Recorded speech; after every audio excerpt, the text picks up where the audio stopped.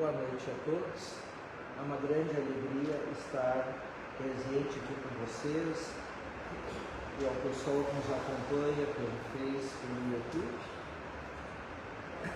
Como estamos todos harmonizados, só vou pedir ao Pai que as minhas palavras sejam as melhores possíveis dentro do tema da nossa noite de hoje. Então sejam todos bem-vindos. Escolhi como tema para a noite de hoje: a desencarnação se aproxima.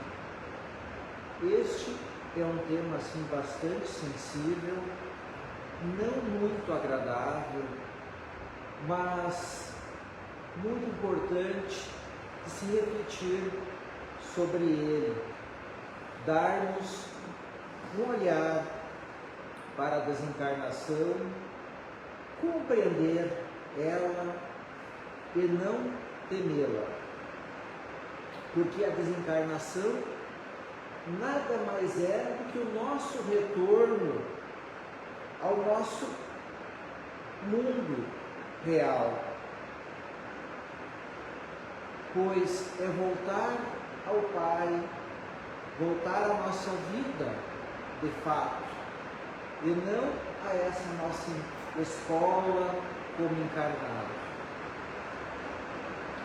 E nós retornamos com o desencarne num primeiro momento a um local que está de acordo com as nossas vibrações, com os nossos sentimentos, com os nossos pensamentos, com a nossa sintonia, pois é lá que nós vamos nos encontrar, de acordo com aquilo que nós estamos mantendo na nossa mente.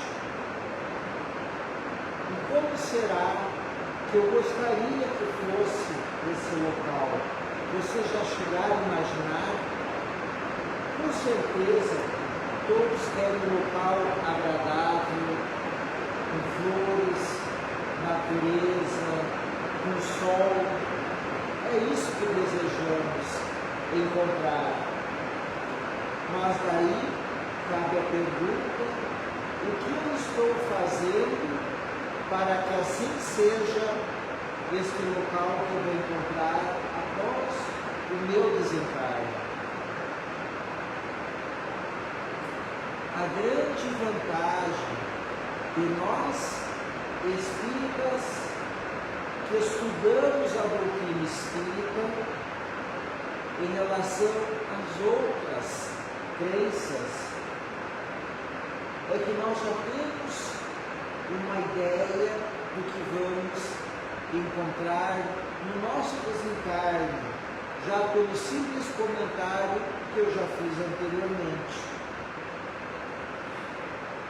O que nós temos na realidade, todos nós, poderia dizer a maioria dos espíritas, talvez sim, talvez não, tudo depende do grau de entendimento da doutrina espírita, do grau de amadurecimento nosso junto ao Pai e seguir os passos daquilo que Ele ensinou para nós.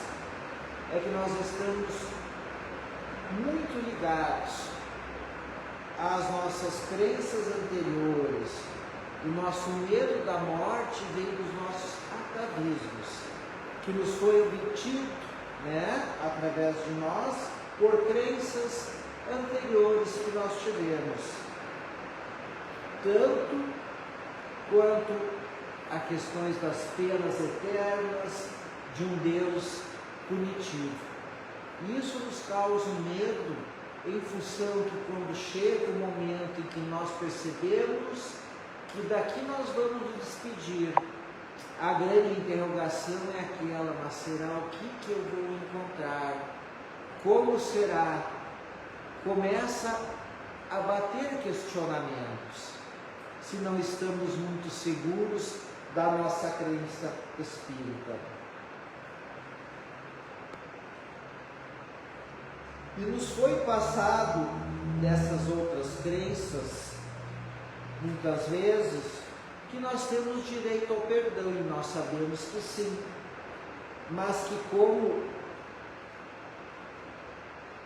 esse perdão nos é dado, independente de como nós agimos, independente de como nós pensamos, e muitas vezes em atitudes, talvez muitas vezes impensadas, em comportamentos copiados das outras pessoas, do que nós vemos, do que nós percebemos, seja daquelas pessoas de má índole mesmo, de maldade, e nós pensamos, não, vou fazer isso, vou me beneficiar, vou fazer aquilo, vou tomar essa atitude, não estou pensando muito nas minhas ações, depois eu vou me confessar, vou ter o perdão, vai ser tudo igual, independente do que eu fizer. Então, dentro desse pensamento, muitas vezes se mantemos no erro, mas nós espíritas sabemos que não é bem assim, porque a alma sofre as consequências de todos os seus atos e de tudo aquilo que ela não se libertou ao longo da existência. Mas sabemos também que toda qualidade é atenuante do sofrimento. Vejam que coisa boa. Toda qualidade, toda virtude nossa é atenuante do sofrimento. E não é por acaso que nós sabemos aquele dizer: o amor cobre uma multidão de pecados, mas é preciso praticá-lo. Então, o espírito sofre pelo mal que fez e pelo bem que deixou de fazer. Veja como é abrangente, a ideia do amor. Você poderia ter feito algo de bom, mas não fez. Você deixou de fazer.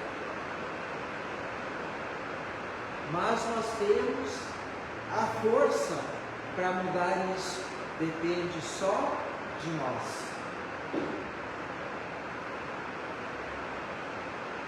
E toda falta, ela tem que ser compensada nesta ou outra existência.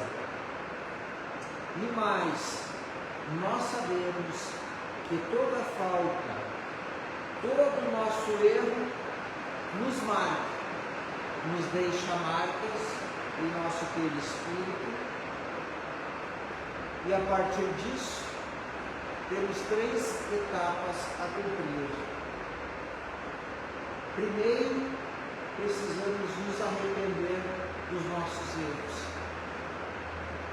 Segundo, temos que expiar pelos nossos erros. Não vou entrar muito dentro do assunto de quanto as doenças são resultado das marcas que temos no nosso perispírito. Não vou me aprofundar nisso. Mas sabemos que o amor limpa o nosso perispírito. As boas ações nos trazem saúde, nos trazem equilíbrio, nos trazem muitas benesses, como já comentei antes. Então precisamos, em segundo passo, expiar e em terceiro, reparar o mal feito. Então, aquele perdão que nos é dado, que na verdade nós vamos nós mesmos perdoar, mas precisamos cumprir com essas 3 etapas. E a primeira é o arrependimento. E Joana nos fala que diante da morte para nos prepararmos, para que nós evitemos as surpresas. Pois, quando nós vamos fazer uma viagem, nós não fizemos muitas vezes uma listinha do que temos que levar, ou traçamos um roteiro, pensamos onde vamos parar, como é que vai ser a viagem, nós organizamos isso, fizemos nossa mala, se for o caso, pensamos em tudo que temos que levar. Uma viagem aqui, que é uma coisa simples, mas é a nossa viagem de retorno ao nosso mundo espiritual. Nós estamos preparando esse roteiro, estamos preparando a nossa bagagem, que não é bagagem material, não. Acredito que poucos de nós pensam nisso, até pelo nosso dia a dia corrido, cheio de preocupações, compromissos, mas seria importante, diariamente, ao deitarmos na nossa cama, fazermos uma reflexão de como foi o nosso dia, refletir o que podemos mudar, o que podemos nos propor a fazer diante dos acontecimentos que tivemos ao longo do dia. Porque nós esperamos, depois da morte, uma vida tranquila, mas cada segundo aqui é importante, cada segundo conta. Enquanto estivermos nós aqui nessa existência expiando, estamos nos liberando de nossos compromissos. E o aqui não libertamos ficará para a próxima existência. Então nós temos que ter muito cuidado com os apegos, pois eles nos levam a grandes sofrimentos, sejam apegos a objetos, apegos a projetos de vida, planos de vida que talvez não consigamos realizar, aqueles sonhos que temos dessa existência. Temos que aceitar quando não os conseguimos realizar, temos que aceitar quando não conseguimos alcançar certos objetivos.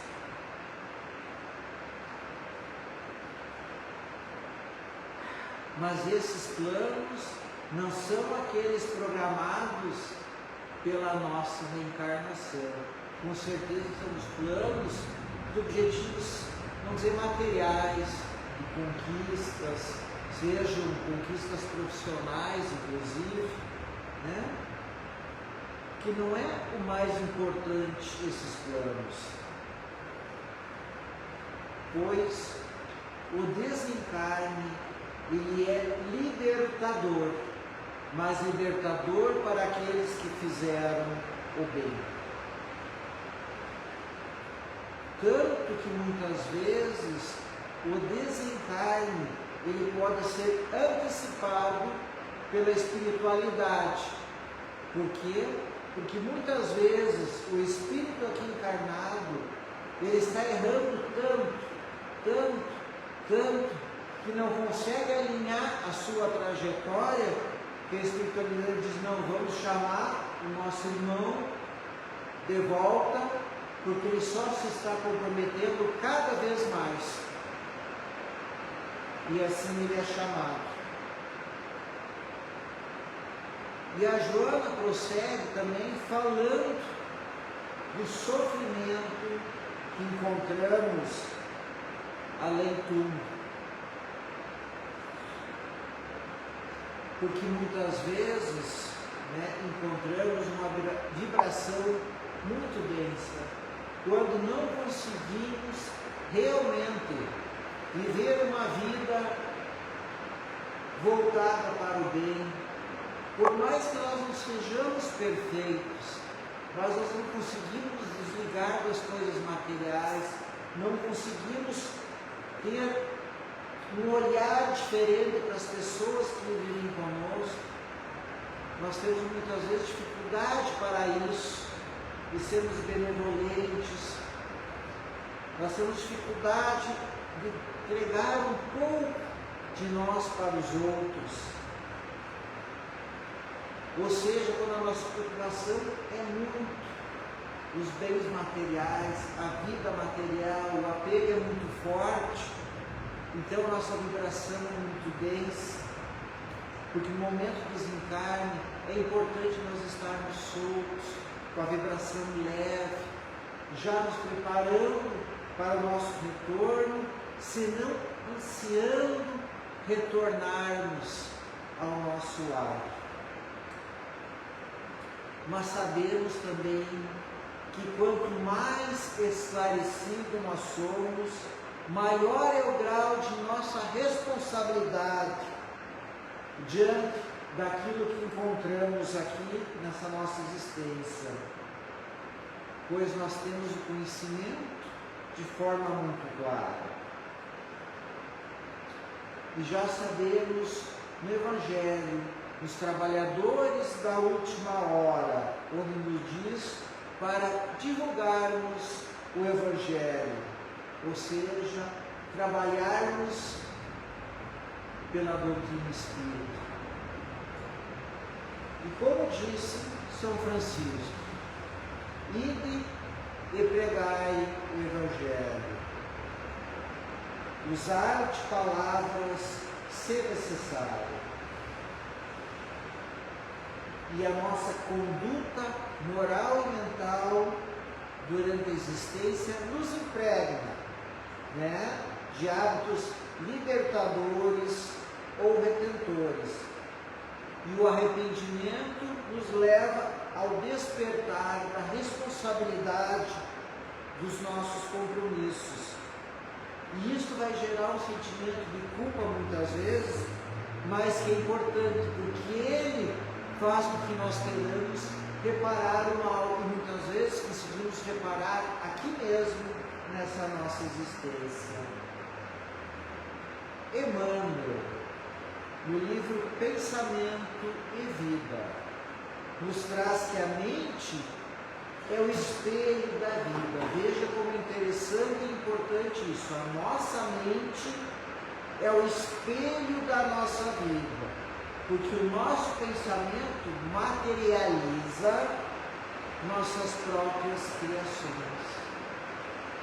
Sabe, quando muitas pessoas, estudiosos, filósofos dizem que tudo aquilo que pensamos vem acontecer da força do pensamento, é exatamente isso.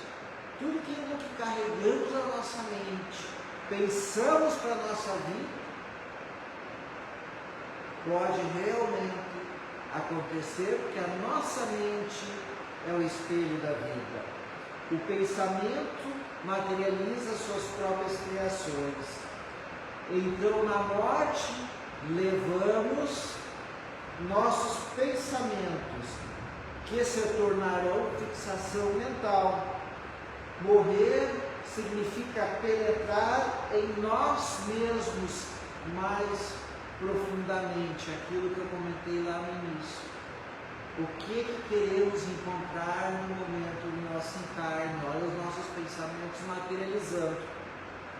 Então, morrer significa penetrar em nós mais profundamente, retirando as fantasias e vivendo as regiões alucinatórias causadas pelo monoteísmo, aquele pensamento forte que nós temos.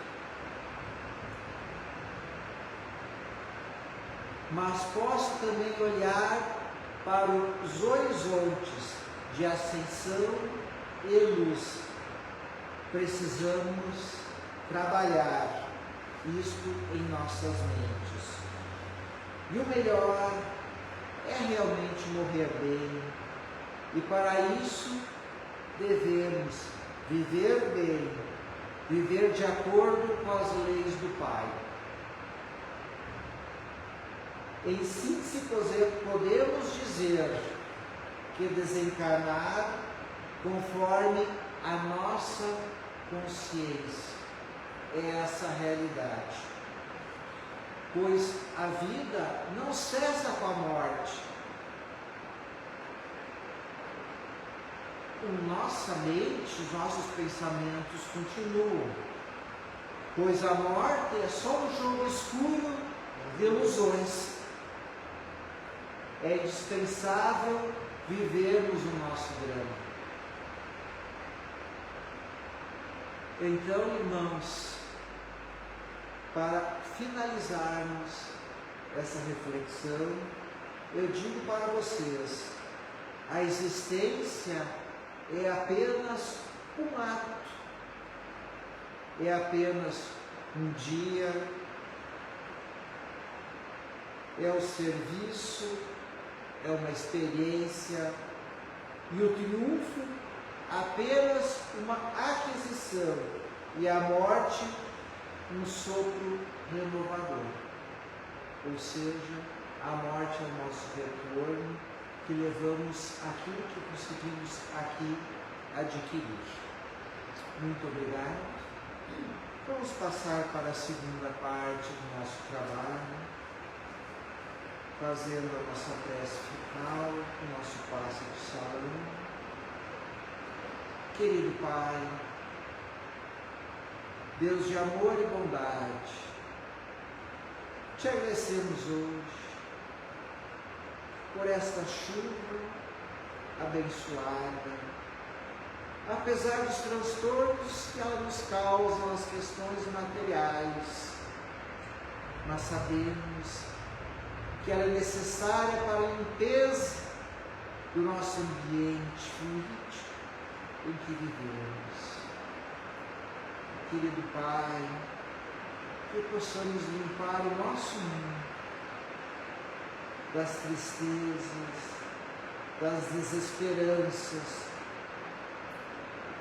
das covardias, dos maus pensamentos, que possamos mudar para bons pensamentos, boas atitudes, para o idealismo,